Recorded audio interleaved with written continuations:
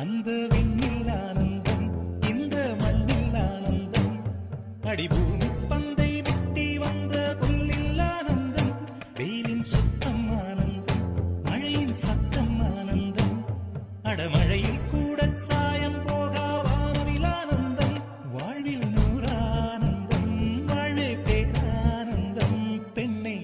அறையெழுதும் சுயசரிதம் அதில் அன்பே ஆனந்தம் ஆனந்தம், பச்சை கிளிகள் தோளோடு